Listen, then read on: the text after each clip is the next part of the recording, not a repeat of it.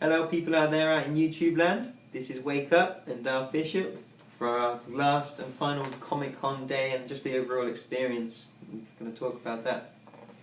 Yeah, this is it. It kind of went by slow and fast at the same time. It seems, I don't know if it's the difference in hours, but it seems definitely like time started to go very slow in the beginning of the week, and now just steamrolling right now. And maybe that's because we're starting to adjust at the time. For me anyway, I don't think you have adjusted quite frankly to the time here.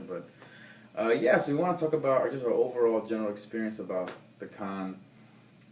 Being that's my first time, being that this is his first time, and nothing can really prepare you.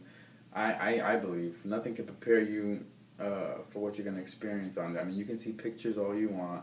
You can go to YouTube videos all you want. I mean, you can do that, but it's just like looking at like a picture of like the Eiffel Tower or something, and then when you actually see the Eiffel Tower, you're like, wow. I mean, I've seen it in pictures, I've seen it, but just nothing can prepare you just for the actual physical what you can see in person. If you're like a blackbird and you're attracted to shiny things like my girlfriend is, then you'd be fucked. Because as soon as we went in on the first day, I'm a bit like that, and we had all these massive statues of like Optimus Prime, Boba Fett, and we lost each other in about 30 minutes because we were like, we wanted to see all this stuff, and I was like, wow, look, I was like marveling at all these different objects, and because there's that many people steamrolling through, pushing, you're like, it's like, you no chance, without actually holding hands like a child, because O2 being the bastards that they are, they don't have service over here, so my phone's completely screwed. It was just, everything's so shiny and so glossy, and there's these massive statues of like all your favourite comic book characters, and it's just anime characters, movie characters. You got some of like the at one point there was like Hugh Jackman walking around in the crowd and people were going ballistic. Chris Evans. You got the people dressed. We had a fucking Predator, full size man dressed up as Predator walking around with like all the armor. You can just stop in your tracks and then get slammed from the back. I mean, because and then you turn around and then who's it that you're about to say, what the fuck are you doing, mate? And it's fucking Boba Fett in full armor. You're like, okay, sorry, dude, carry on. I was talking to this guy last night, and he said literally that Comic-Con really is its own little city in there. Like, you're really not experiencing California that well when you're going to come here for this, because I mean, you don't get a true essence of what this area has to show for, because that Comic-Con just completely like engulfs it and makes it its own little different kind of the whole city changes. It's a nerd city. I mean, look at it this way: we went out drinking about 2 nights ago. And there's nowhere else I'd ever try an opening line like this with 3 very good-looking girls saying, okay, do you prefer Spider-Man or Batman?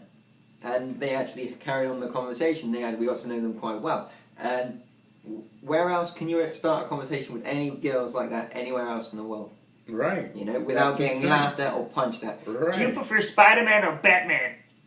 And I mean, most people look at you like, are you kidding me? How old are you? Exactly. But they loved it. They fucking loved it. They love it. They want to be asked. They're waiting for people to ask what they think, like about comics and movies and all that stuff. They really they want us to ask these questions, and that's actually pretty cool of the show, and the spectacle of it all is awesome. But of course, nothing is ever perfect. No. And the first day, by no means, wasn't. I mean, the first day when we were talking about mainly the TV show panels.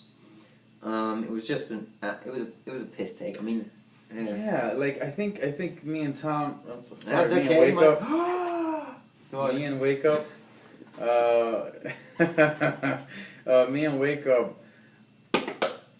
We kind of figured something out, and I don't want to stereotype it. I mean, but it is like a stereotype, I guess. People that work in TV have like a different set of ego, a different set of like mindset. I don't know what, but. They just seem to be. They think they're the shit. They think they're a bit condescending. Like we went to see like the Dexter panel, Michael C. Hall. I love Dexter. I watched every season of Dexter. I still can't wait to see the next season of Dexter. But the guy was kind of like he gave like a very condescending look. And I know many of you guys are gonna be like, well, that's Michael C. Hall. He's not being kind. That's his face. That's his face. Yeah. Blah, blah, blah. But I don't know. It just looked like. Like I said, I've watched every season of Dexter, and sometimes I don't get that vibe from him. But it looked like when people ask him questions, he looked annoyed, like he didn't want to be there. Pissed. Angel didn't. The guy who plays Angel, he didn't want to be there. The only person in that panel that actually was like loving the fans, excited to be there, was the Asian guy who plays Masuka. He was loving it. He's like, Yeah, you could take just pictures, tell. two thumbs, like, what's You that? could just tell there are just some people that just don't want to be there, and there's some people that just they're Jerk-offs. like they're yeah. I mean, it was jerk off, but there's some people that actually want to be Yeah, there. yeah. And we found that many of the people that were there for film, for the movies, that were excited to be there, nervous in their own right, you know, were just fans first, if anything. These people being people like Spielberg and Peter Jackson, these people, Hal Pope said it he made a comment on one of the videos, he said, it's just very interesting how Spielberg can be on the level with and be one of us, be like a fan, a genuine fan, whereas people like, what is it, the guy from the Big Bang Theory, the guy with the glasses, I don't know what his name is, the guy from Chuck, Hurley, some guys from True Blood, and even the only guy that seemed genuine out of all the TV panels that I caught on that panel was Matt Smith, who plays the Doctor Who. But like, for example, let me put this in perspective. We had one of the Q&A sessions for the TV panel, the TV guide, right?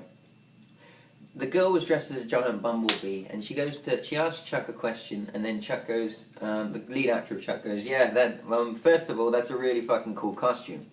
And then he puts his hand over the mic, turns to Hurley next to him, says something, and then they both laugh. And then he puts it back on. And it's like, dude, now, it's fair enough that you might want to insult this girl to her face, but whilst the camera's right on you, and you think just covering the mic, that we're all stupid enough that we're not going to realise that you're insulting this girl, fuck you! Yeah, there were some times where, well, like I said, with a comedy panel with 30 minutes or less, like I said, the people that were getting slaughtered for the Q&A there, I mean, they were just like, they were being used for jokes instead of Answering questions. Which brings me to another thing. Some of the people that line up for these questions, I mean, they're just really stupid people. I hate to say it, because to me, you're stupid if you're going to go on a Q&A line and not have an actual good question. For example, I mean, don't be there for yourself. I mean, don't be selfish. I mean, listen, I mean, here's my mindset, and I don't know if you're different from me, but if I'm going to get my ass on the line, I am representing all the fans. So my ass better have a question, not just to fucking indulge myself and be like, oh, I want a question that not only for myself, but I think the actual fans, the people that are sitting their asses waiting, want to hear the question. They actually want to hear the question. And let's put this in perspective. But keep this in mind. The line for questions was huge, and if you get up and queue, people were stealing their seats. So when they were coming back from asking their questions and going back to their seat, it was like, no, you're not saying it. And you couldn't save seats. We almost saw a guy get in a fight with another nerd over a fucking seat that wasn't even in a good spot. No. You know? And that's another thing. Listen, here's my suggestion for Comic-Con. Here's how they do it. You line up for a hall or a room, and what happens is that when you get in there, you could stay there for the entire thing, right? Mm-hmm. I don't like that idea. I think that people need to, with so many thousands of people that are there, people need to start picking and choosing what they want to see, okay, and then line up for that.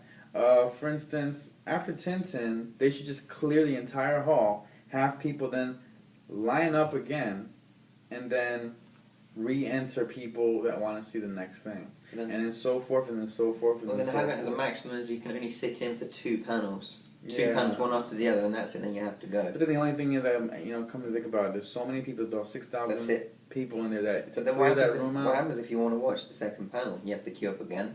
you gotta So that means you're only allowed to watch one panel. It's a difficult way of doing it, in all honesty. And to be frank, the Comic-Con, in all honesty, you should be there for the comics and for the games, not for the films.